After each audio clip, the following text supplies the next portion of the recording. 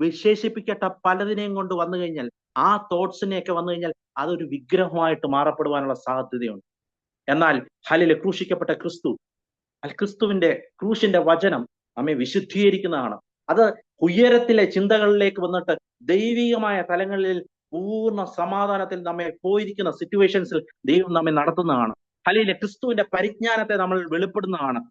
സ്വന്തം പാപം ഇങ്ങനത്തെ വേണ്ടാത്ത അല്ലെങ്കിൽ വിഗ്രഹങ്ങൾ ഒരു വ്യക്തിയെ നിയന്ത്രിക്കുമ്പോൾ അവരുടെ സ്പിരിച്വൽ സെൻസിറ്റിവിറ്റി അവിടെ കുറയുവാൻ ഇടയാകും.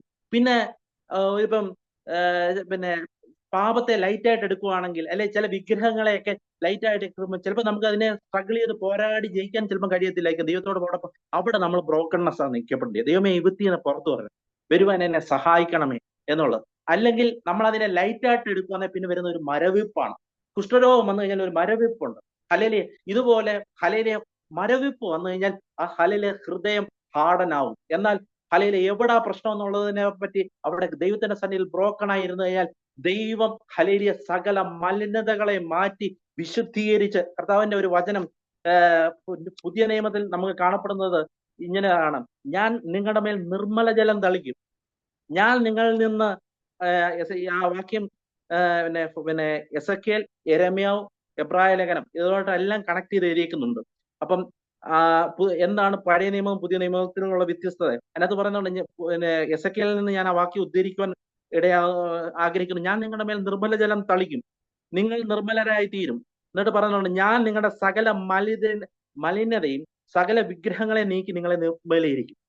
ക്രിസ്തുവിന്റെ അല്ലാത്ത എന്തൊക്കെ വിഗ്രഹങ്ങളായ ഐഡിയകൾ തോട്ട് പ്രോസസ്സിലുണ്ടോ അതിനെ ദൈവം വിശുദ്ധീകരിച്ച് സ്തോത്രം ദൈവം നമ്മളെ ഒരുക്കുന്ന ദൈവമാണ്. എസെക്കിയേൽ 36 25, 26 തുടങ്ങിയ വാക്കുകളാണ്. അപ്പം മനുഷ്യന് കഴിയാത്ത ഭാഗങ്ങളാണ് ദൈവം നമ്മളിലേക്ക് ചെയ്യുവാൻ പുതിയ നിയമത്തിൽ ദൈവം ചിക്കുന്നത്.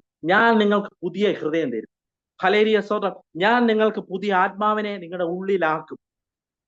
പഴയ നിയമ കാലഘട്ടത്തിൽ നമുക്ക് കാണപ്പെടുന്നു, യു ഷാൾ എന്ന് പറഞ്ഞുകൊണ്ട് പുറപ്പാട് ലേഖന പുസ്തകത്തിൽ പറയുന്നുണ്ട്, നിങ്ങൾ ഇത് ചെയ്യുവിൻ, നിങ്ങൾ ഇത് ചെയ്യുവിൻ, ഇത് ചെയ്യുവിൻ, എല്ലാം യു ഷാൾ എന്ന് പറഞ്ഞുകൊണ്ട് 10 കമാൻഡ്മെന്റ്സ് തുടങ്ങുമ്പോൾ പുതിയ നിയമത്തിലേക്ക് വരുമ്പോൾ പുതിയ നിയമത്തിൽ പറയുന്നുണ്ട്, ഞാൻ നിങ്ങൾക്ക് പുതിയ ഹൃദയം തരാം, ഞാൻ നിങ്ങൾക്ക് എന്റെ ആത്മാവിനെ നിങ്ങളുടെ ഇടയിലേക്ക് തരാം, ഞാൻ നിങ്ങൾക്ക് നിർമ്മല ജലം തളിക്കാം, ഞാൻ എന്നിട്ട് പറഞ്ഞുകൊണ്ട് നിങ്ങളുടെ ഉള്ളിൽ കല്ലായ ഹൃദയം ഉള്ളത്.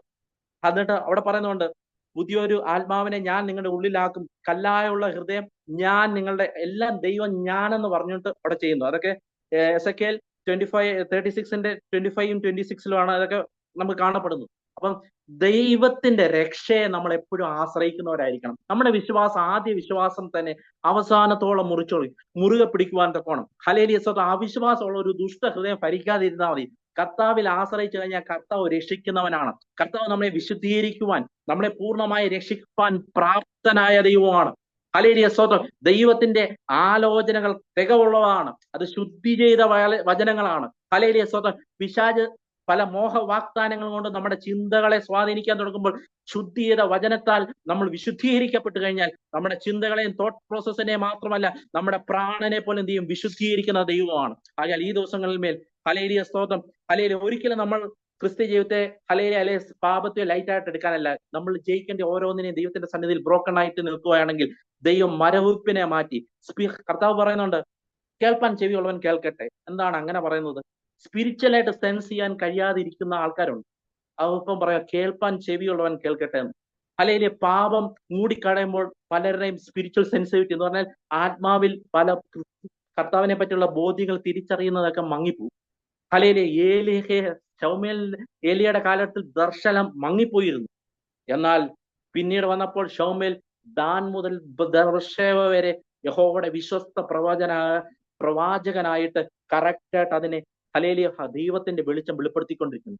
കർത്താവിന്റെ വെളിച്ചം ഈ തലമുറയിൽ മേൽ വിശ്വസ്തയോടെ നിലനിൽക്കുവാൻ തക്കോണം, വെളിപ്പെടുത്തുവാൻ തക്കോണം ദൈവം നമ്മെ നിർത്തിയിരിക്കുകയാണ്.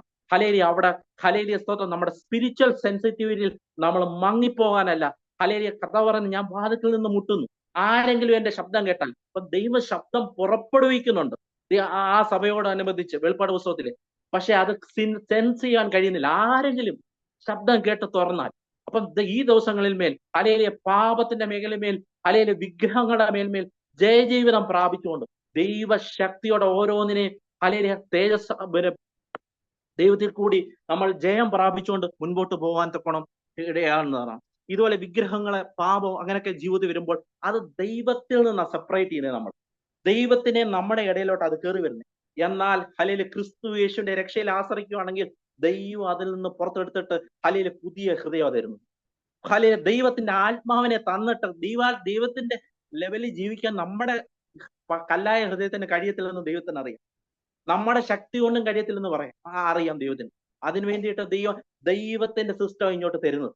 ആ സിസ്റ്റം വെച്ച് ഓരോ ദിവസം ജീവന്റെ പുതുക്കുക അനുഭവിച്ച് മുൻപോട്ട് പോകാൻ ജയകരമായ ക്രിസ്തുവിന്റെ ആ ഹല്ലേലൂയ ക്രിസ്തീയ ജീവിതത്തിലേക്ക് നയിക്കുവാൻ ദൈവം നമ്മെ ഹല്ലേലൂയ ആഗ്രഹിക്കുന്നത്. ഹല്ലേലൂയ പാപത്തിൽ ഡിഫീറ്റായി കിടക്കുവാനല്ല, പാപത്തിൽ മേൽ അടിമത്തത്തിൽ കിടക്കുവാനല്ല, പകരം വിശ്വാസത്തിൽ ക്രിസ്തുവിലേക്ക് ആശ്രയിക്കുമ്പോൾ ഞാൻ ക്രിസ്തുവിനോട് ക്രൂശിക്കപ്പെട്ടിരിക്കുന്നു, ഇനിയും ജീവിക്കണം ഞാനല്ല എന്ന് പറയാൻ എന്റെ പഴയ നേച്ചറിൽ എന്റെ പഴയ ശക്തിയിൽ ഒന്നും ആശ്രയിക്കാനല്ല ദൈവം ആഗ്രഹിക്കുന്നത്. അതെല്ലാം ക്രൂശിക്കാനാ പറഞ്ഞേക്കുന്നത്. ഹല്ലേലൂയ ഞാൻ ഇനിയും ജീവിക്കുന്ന ഞാനല്ല, ക്രിസ്തുവാണ്. ആ ക്രിസ്തുവിനാണ് ശക്തിയുള്ളത്. നമ്മെ ജയകരമായ ഓരോ ഡിസിഷനിലും നമ്മൾ വീഴുന്ന മേഖല വരുമ്പോൾ അവിടെ കർത്താവ് പറയും വീഴാതെ വണ്ണം കളങ്കമില്ലാതെ. അപ്പൊ ഫെയ്ത്ത് എല്ലാം എപ്പോഴും നമ്മളിലേക്ക് ഫോക്കസ് ചെയ്യുവാണെങ്കിൽ ഒരിക്കലും നമ്മൾ അവസാനം നമ്മുടെ കുറെ ശക്തി കഴിയുമ്പോഴത്തേക്ക് നമ്മൾ അവിടെ ഫഡപ്പായി വീഴും.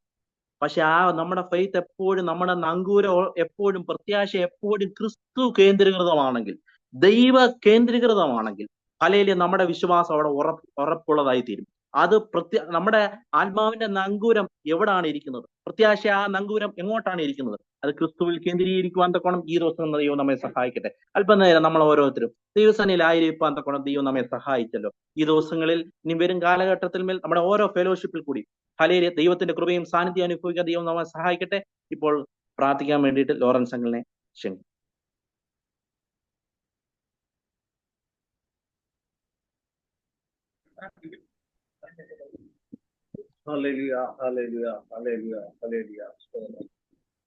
വാഗ്ദത്തങ്ങളിൽ വിശ്വസ്തനും വാക്കുമാറാത്തനുമായ ഞങ്ങളുടെ സ്വർഗ്ഗ നല്ല പിതാവാം യേശു, അനുഗ്രഹിക്കപ്പെട്ട ഈ കൂട്ടായ്മ സ്വർഗത്തിനും ഭൂമിക്കും നാഥനായ യേശുവിന്റെ തന്നെ സമർപ്പിച്ച് പ്രാർത്ഥിക്കുക.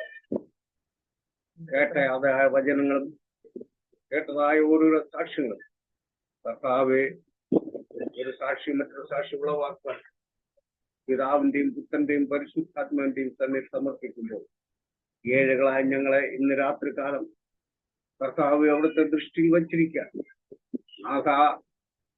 ഞങ്ങൾക്ക് ഏതൊരു കേടുപാട് കൂടാതെ ഒരനർത്ഥങ്ങൾ കടന്നു വരാതെ ഇത്രയും വർഷക്കാലം ഈ ഭൂമുഖത്ത് ഞങ്ങളെ സൂക്ഷിച്ച ദൈവമേ, ഇനിയും അവിടുത്തെ തന്നെ സമർപ്പിച്ച് പ്രാർത്ഥിക്കുന്നു.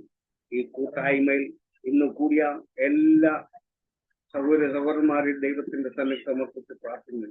ഇതിന് പങ്കാളിയായി ചേരുവാൻ സന്തോഷത്തോടെ ഇരുന്നു അവർക്ക് സാധിക്കാതെ വന്നവരെ ഓർത്ത് പ്രാർത്ഥിക്കുന്നു. അല്ലെങ്കിൽ ഓൺ ഡ്യൂട്ടിയിലായിരിക്കുന്നവർക്ക് പ്രാർത്ഥിക്കുന്നു, രോഗക്കെണിയിലായിരിക്കുന്നവർക്ക് പ്രാർത്ഥിക്കുന്നു. വിടുതലും ആശ്വാസം കൊടുക്കുമാറാകണമേ. അപ്പനാൽ കഴിയാത്തത് വല്ലതുമുണ്ടോ ആ വിശ്വാസം ഞങ്ങളിലേക്ക് കർത്താവിൽ നിറഞ്ഞു നിൽപ്പാൻ ദൈവ സാന്നിധ്യം കൂടി ഇരിക്കുമാറാണമേ. അല്ലെങ്കിൽ ഞങ്ങളെ ഓരോരുത്തരും കർത്താവെ അല്ലെങ്കിൽ കുറവ് കുറ്റങ്ങളെ രാത്രി